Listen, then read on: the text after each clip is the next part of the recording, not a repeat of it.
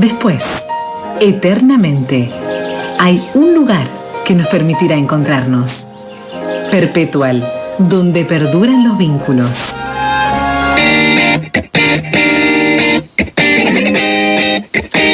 Bueno, el narcoescándalo se transformó en una noticia que impactó a la sociedad riocuartense por varias razones.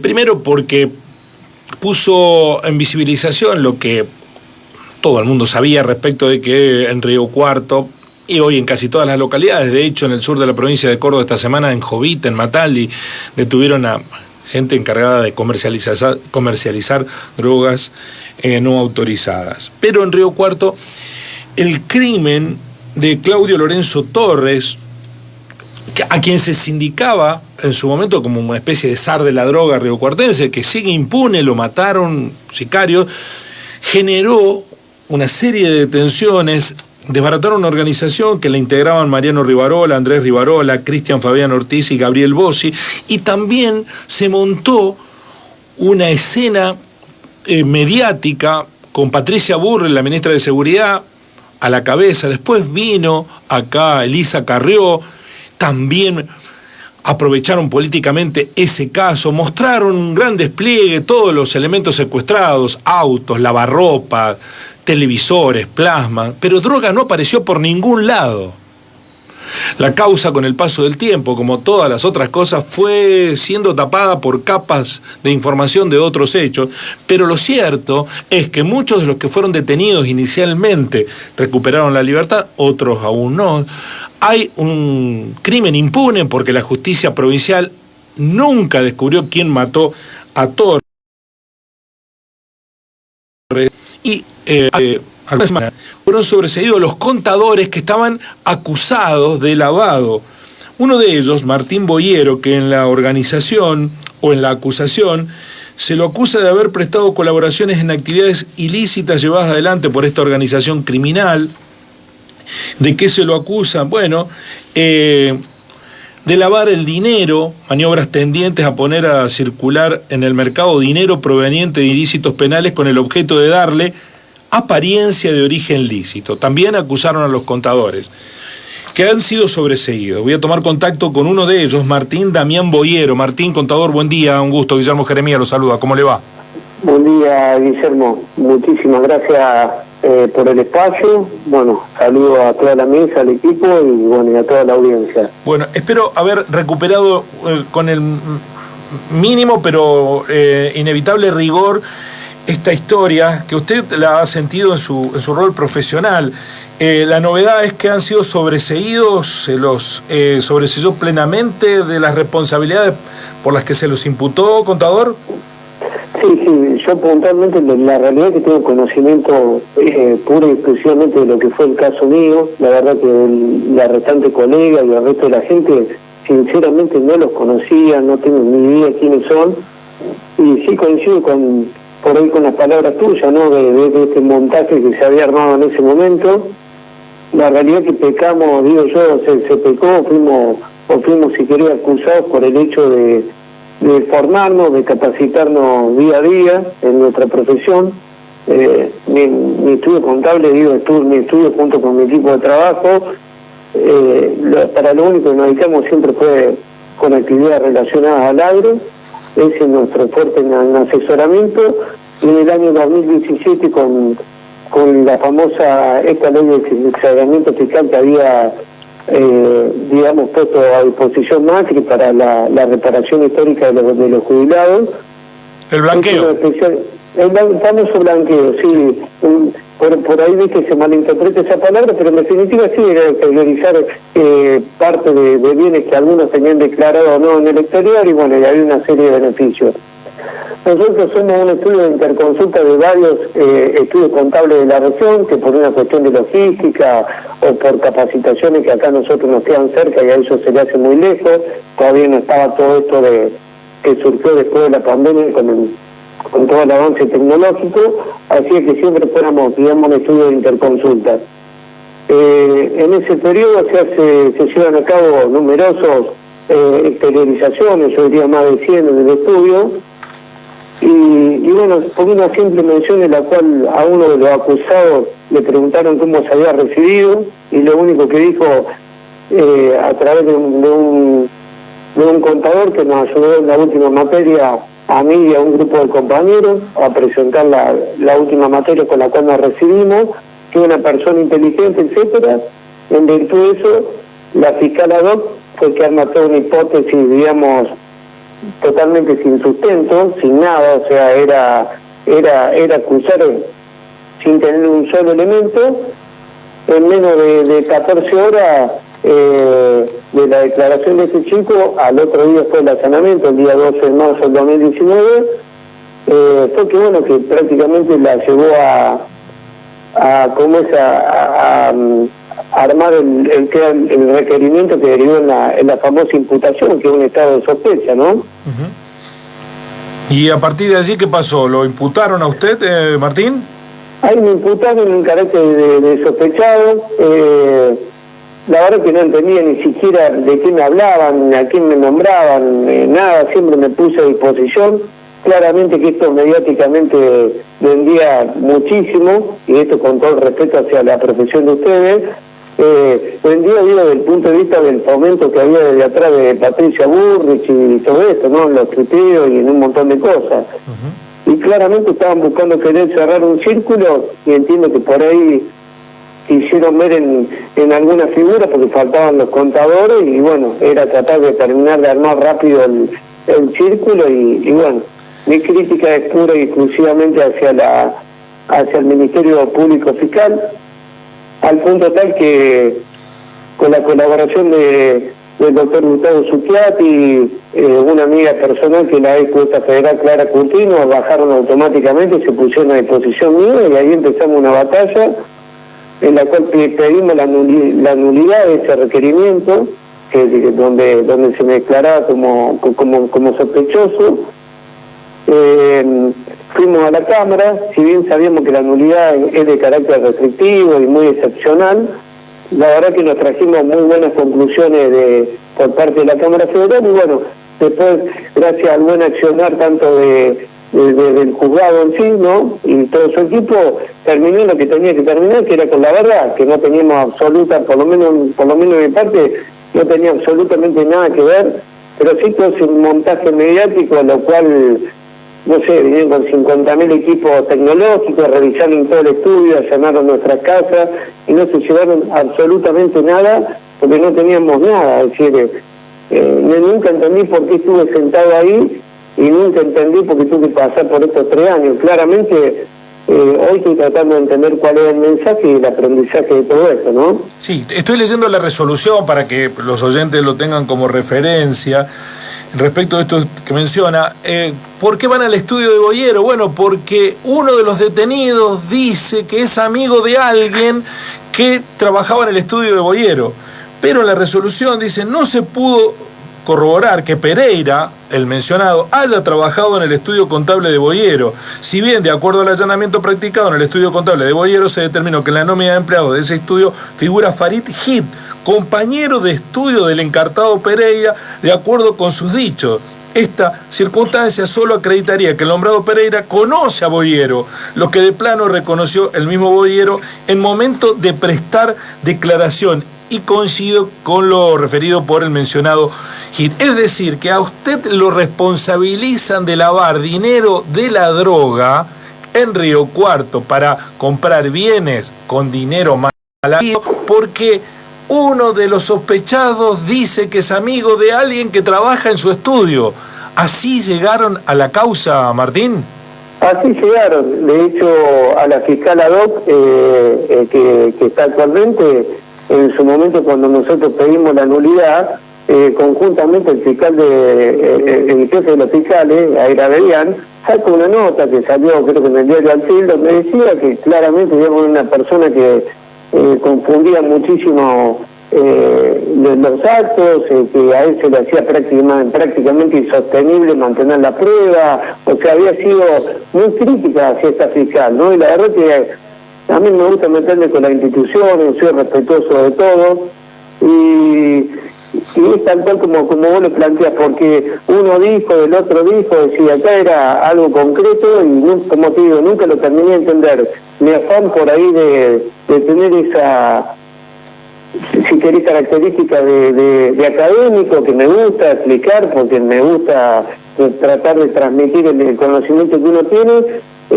Uno de los chicos me planteó que estaban aprendiendo una materia que le costaba mucho, y no fue solamente hacia él, habían sido 3 o 4 personas a las cuales nos sentamos, le expliqué, fuimos rendir la última materia, todos con 10, y esa fue mi única vinculación con esta persona, ¿no? Que digo, tampoco tiene, no es alguien que le guarde ningún tipo de rencor, ni mucho menos, porque en definitiva le están haciendo una pregunta y le preguntaron cómo se había recibido y él simplemente me menciona, nada más. No le veo nada grave a eso, ¿no? Ahora, Martín, usted había presentado un pedido en AFIP de ingreso a este régimen conocido como blanqueo de capitales para Dorotea Sosa, que es la madre del narcotraficante asesinado. ¿Esto es así? Dentro de estos estudios jurídicos y contables, los cuales nos derivaron para que llevemos a cabo los blanqueos, ¿está bien? Hubo puntualmente, había una exteriorización que eran 2 escrituras, una del año 81 y una del año 83, de dos inmuebles, en las cuales, requería que vaya un perito tasador, las tase, la evalúe, te mandaba un código de validación, lo cual nuestra interferencia era prácticamente mínima, era el solo efecto, lo único que se hacía era terminar de dar la validación final y que paguen el BEP. Era una señora mayor y efectivamente después con el tiempo, cuando logramos entender por qué se había llevado a cabo el allanamiento, porque a nosotros nos llevó más de un mes entender por qué venía eso, era porque esta mujer era hasta ese entonces la supuesta madre de esta persona que había fallecido, ¿sí?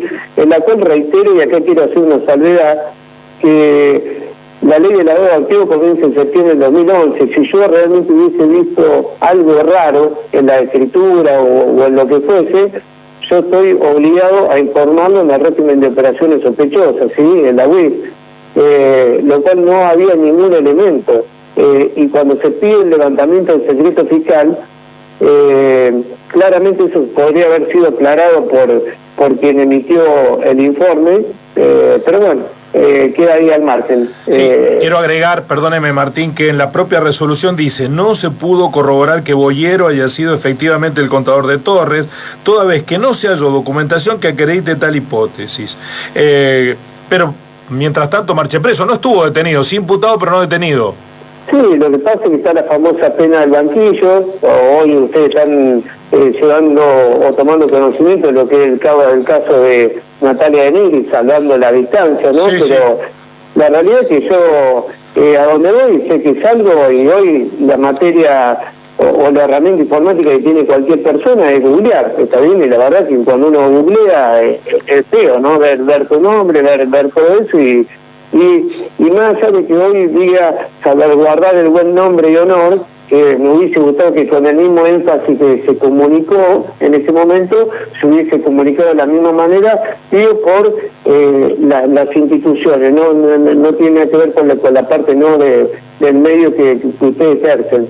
Pero hace bien, Martín, perdón la interrupción, hace bien en aclararlo, porque yo hice una columna en el noticiero cuando esto ocurrió y dije, tengamos cuidado, porque venimos de muchos casos en donde al comienzo se presenta como la organización más delictiva de la historia de la ciudad, y después cuando empieza a funcionar el mecanismo de que tienen que probarlo, porque lo que nos llamó a todos la atención, desbarataron una organización delictiva que usaba el lavado de activos proveniente de dinero mal habido, porque vendía droga, y no secuestraron 1 gramo de droga. Es decir, yo me queda tranquila la participación de aquel momento en el canal, porque dije, ojo, no hay ni secuestro de droga, ni tampoco hay en esta circunstancia elementos como para avanzar plenamente, salvo el estrépito que se generó y la utilización política.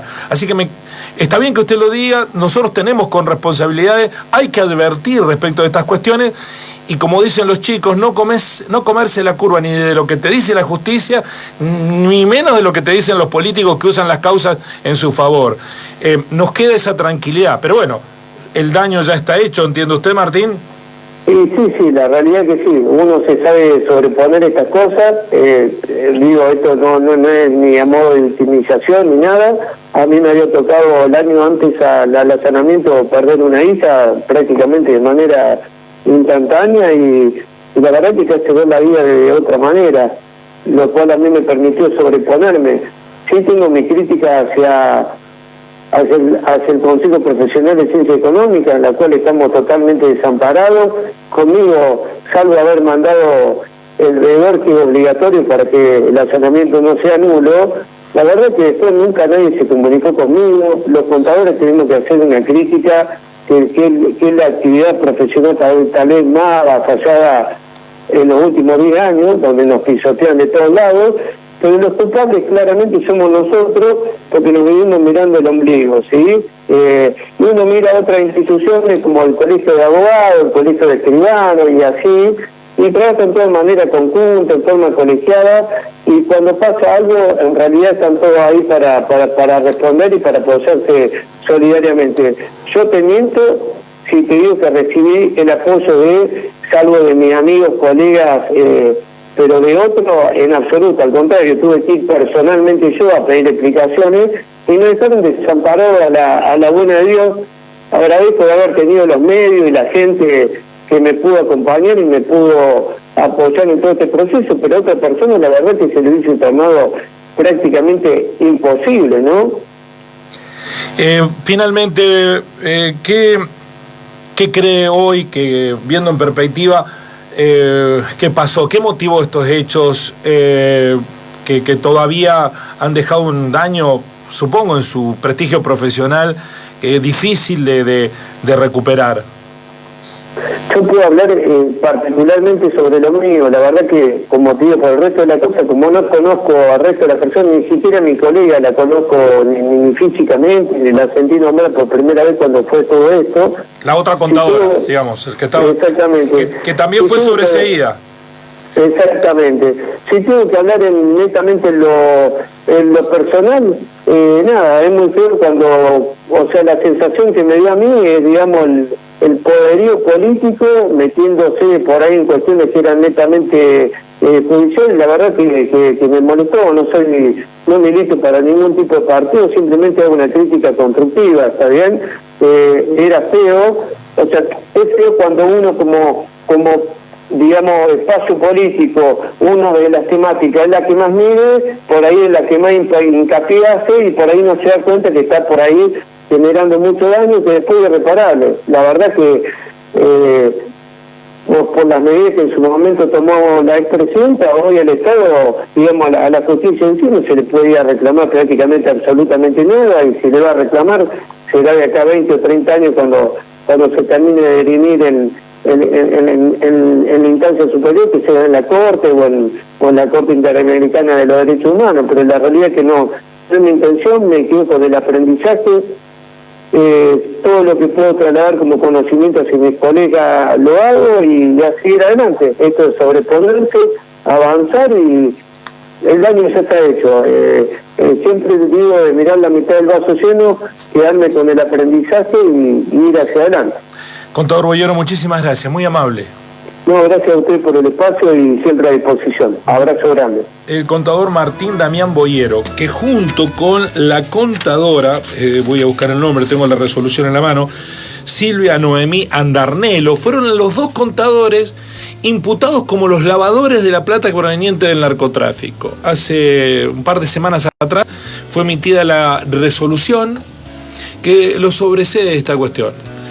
Aquel escándalo de Patricia Bullrich, que vino, montó el circo, ¿se acuerdan? Las fotos desplegadas en un ambiente abierto con todos los autos, los lavarropas, las heladeras, los plasmas, hablando de que había una organización delictiva que lavaba dinero y usaba estos 2 contadores, la justicia los terminó sobreseyendo porque no pudieron probar ni siquiera que estas personas eran clientes de estos contadores, sino que el nombre de alguien mencionado por alguien los terminó llevando a un proceso judicial aprovechado por la política. Y hoy nos preguntamos, aquí hay una impericia de la fiscal federal de la ciudad de Río Cuarto que actuó, si actuó por convicción o impulsada, instada por la propia política.